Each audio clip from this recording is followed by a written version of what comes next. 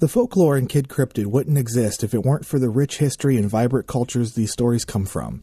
While we do our best to provide accurate information, we recognize that we are, at best, amateurs here. This podcast is best considered for entertainment purposes only, and it comes from a place of love and respect for the peoples behind the lore. Now, on with the show.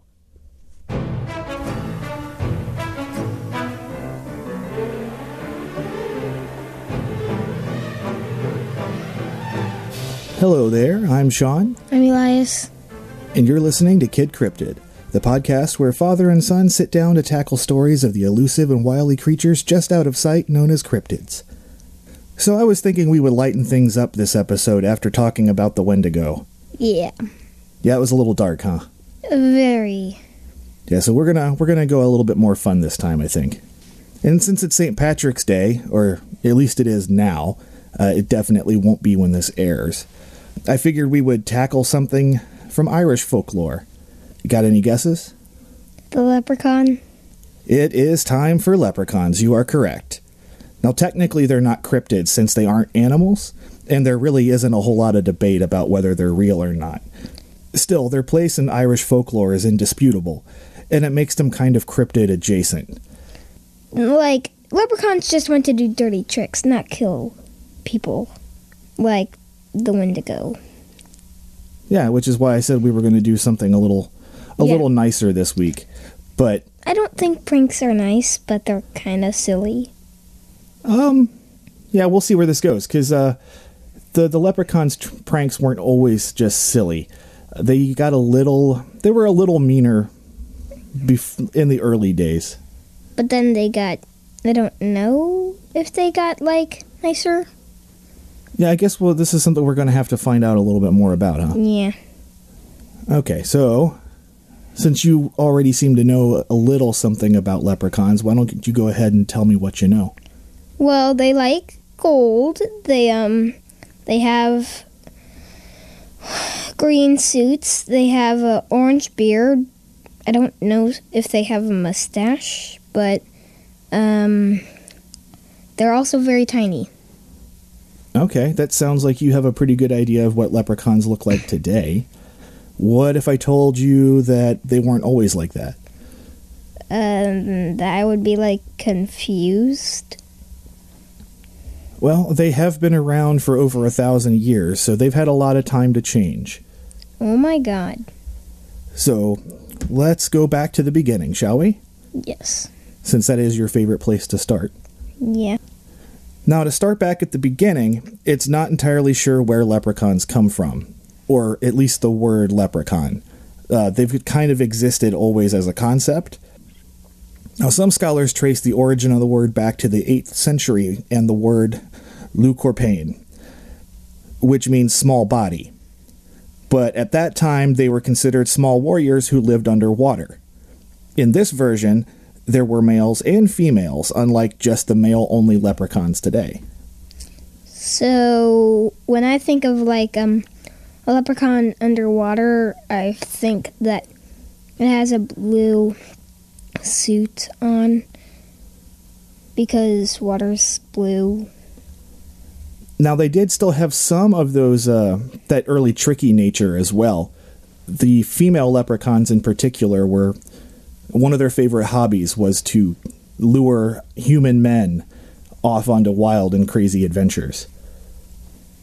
Now we're going to jump 800 years to the 1600s. And at this point, stories of the Laith Brogan, meaning shoemaker, appeared. So this seems like the next evolution of the word. Shoemaker? Yeah, leprechauns were shoemakers, actually. And it's from this version that the leprechauns as we know them today began to take their shape. They kept their small size, but they moved from the water to living in tunnels underground. Yay! And leprechauns at that point were primarily known as the shoemakers of the fairy world. Fairies were known to dance a lot, and so they wore through their shoes really fast, so they constantly needed new shoes. It was leprechauns' jobs to make those shoes for the fairies. Now, just because they were skilled workers, it doesn't mean they were nice. So, does this mean the leprechauns charged them for money? Oh, they definitely made money off of the fairies for making the shoes. They were greedy, but they also were grumpy. Why would they be grumpy? Are they mad because they moved away from their underwater thing and had to do a hard job? It doesn't really say why they were like that, but that seems like a reasonable explanation. But these shoemakers were definitely grumpy and mischievous, and they usually kept to themselves.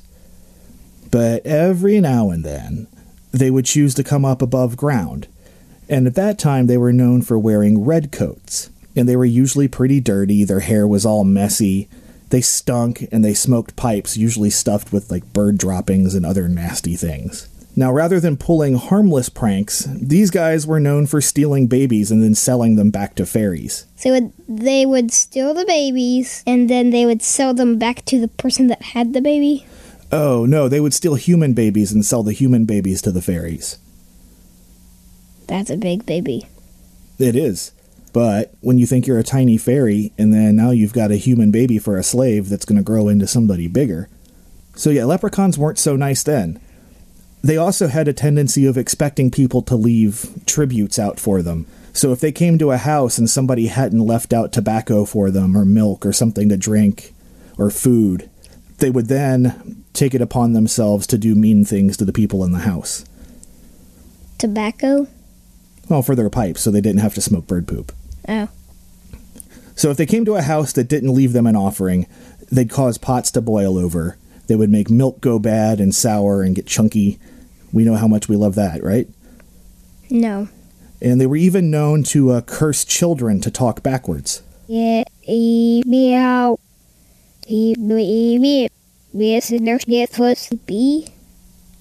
what? It's the weird, sir, I get Why are you talking like that? Elias, this isn't funny. Okay, hold on, I gotta take care of something. Okay, I think everything is back in order now, so we can get started again. You ready? Yes. You're done with the talking backwards thing? Let me just tell you this. I did not get cursed. Think what you want. We all heard it. You're fine. Yeah. Are you up to the task now? Yes. All right, we'll do this. Now, jumping forward 200 years, the leprechaun changed again. Thanks to poets such as William Butler Yeats and William Allingham, the little folk of today came into focus. Unlike the grouchy, messy version from earlier, these guys wore fashionable green suits, often with lots of buttons and fancy leather shoes, and they kept their red beards neatly groomed. They usually wore a green hat of some sort, and their skill as a shoemaker had made them sizable fortunes, which they kept hidden from greedy humans. Now they were lucky pranksters who enjoyed making music almost as playing tricks. The first leprechaun that we heard about, the shoemakers, were grouchy. The second ones that we're hearing about now are just nice. Yeah, they're kind of happy-go-lucky, and they like playing tricks. You also forgot about the aquatic warriors. This is kind of a jump, isn't it? The aquatic warriors. If I had to think of a leprechaun underwater and they had no food, they would have to kill a fish. Yeah, but they started underwater. Well, yeah. Have you ever tried to catch a leprechaun? Yes I have. All right, I have too, so go ahead and tell me yours. Well, one day when I went to school, I was in kindergarten. Then after St. Patrick's Day, I went into my classroom, and then there was this big trail. And then my teacher said, "Hey, who wants to follow this trail to the leprechaun?" And I raised my hand. Nobody else did. So I did that, and then it led to the door, and I was like, I pretty much went in the circle. Yeah, they're tricky like that. That's kind of like my story. I was really little, too. I was in preschool. And I remember there were a bunch of green footprints all over the place. And so my class and I followed the footprints all over the building. Until finally we came to an open window where the prince just stopped. We didn't catch the leprechaun either, did you? No. Yeah, I didn't think so. We didn't get the gold. There's a difference. You said there was footprints for yours. Mine, there was just green stripes. Huh, ours looked like little green feet. Maybe the leprechaun for mine just wanted to, make a paint line. Maybe he was riding a bicycle. That'd be funny. All right, so how about a couple leprechaun stories? Yay. Well, we can do that. So the first story involves a very lucky farmer who managed to catch a leprechaun. Excited, he demanded that the leprechaun show him where the treasure was buried. The leprechaun did as he was told because he really wanted to go free. Unfortunately, the farmer didn't have a shovel with him and had to go back and get one. This is not going to end well. It usually doesn't with leprechauns. Tying a piece of red cloth around a tree branch to mark the spot, he set the leprechaun free on the condition that the leprechaun could not move the cloth. So the leprechaun agreed. And what do you think happened next? Do you think the farmer got his treasure? No. Why not? Because, leprechauns like to prank. So when the farmer came back, he found that all of the tree branches now had red ribbons tied to them, and he couldn't figure out where the treasure was buried. So I have to ask you now, did the leprechaun cheat? No, I don't think so. I mean, he did not untie the ribbon. He didn't untie the ribbon. He kept his promise, but he didn't, the farmer didn't be specific. The farmer didn't tell him to not make any other ribbons on branches. And that's the farmer's fault. So I've got another story. This one involves a young lady who managed to catch a leprechaun. Once again, she's caught the leprechaun, and she's demanded that he take her to the treasure. Now, as the leprechaun is doing so, the woman begins to hear a buzzing sound from behind her. The leprechaun yells that she's being followed and chased by a swarm of bees. Leprechauns.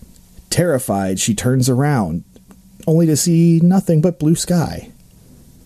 Angry that the leprechaun has tricked her, she soon finds out that the leprechaun has also vanished, leaving her alone and nowhere near the treasure. So you can't take your eyes off of them either. Now, some stories, rather than looking for treasure, involves a captured leprechaun giving a coin to somebody from their pouch. Now, once the leprechaun was freed, the coin would either return to the leprechaun or would simply turn into a pile of leaves and blow away. Now, lastly, people also believed that leprechauns could grant wishes if you caught them. Excuse me? Yeah, they were kind of like a genie, apparently, except you didn't have to rub a lamp.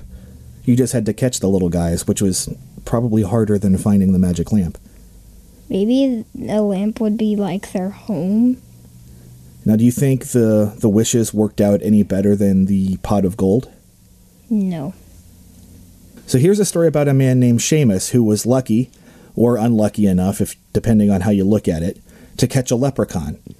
He wished to be the richest man on a tropical island. Doing as commanded, the leprechaun transported him to an island and showered him with riches. However, the island was deserted, with no pubs, no food, no people, no water. Seamus quickly got bored and wished to go back to Ireland, which was granted. He said tropical island. The island that he went to was deserted. It could still be tropical. The leprechaun did everything he was asked. But maybe it was a tropical island? Yeah, I mean, deserted just means there's nobody on it. It's not a desert island, it's deserted. Well, also deserted means there's going to be nothing. Exactly, but it could still be tropical. So this comes back to what you said before about not being very specific. I feel like the man should have said, take me to a tropical island that has people and food and water on it and is not deserted. And the leprechaun probably would have found some way to make it not what he wanted. Leprechauns are masters at finding loopholes. But if you know leprechauns, they like to do pranks. So with all of that in mind, what lessons did you learn from those stories? Well, I learned that you should never take your eye off of a leprechaun, and you should always be specific to a leprechaun. Those are the only things that I know. How about getting rich quick never works? Well, you have to work for what you get. Yeah, you do have to work for what you get. All right, so I think this will be a nice place to stop with this one, just since it's a nice, light, easy episode. Yeah, me too. This was a short one. No, you're right. So let's wrap it up. Despite being decidedly fairy tale creatures, leprechauns still find themselves welcome in pop culture today. They've become symbols of luck and riches, and while people of Ireland may get a little annoyed by it at times, the legends and lore help bring in thousands of tourists each year. These modern leprechauns aren't so hard to find, really. They can be spotted on anything from cereal boxes to sports teams' logos. This crafty and ever-evolving trickster is with us for the long haul. And as long as people keep chasing rainbows and the magical pots of gold at the ends of them, the leprechaun won't be going anywhere anytime soon. Yep, and that cereal box that you talked about is Lucky Charms. I appreciate you not trying to do a fake Irish accent for that. It's been really hard for me to resist doing it as well. Yeah. And with that, I'm Sean. I'm Elias. And you've been listening to Kid Cryptid. Until next time.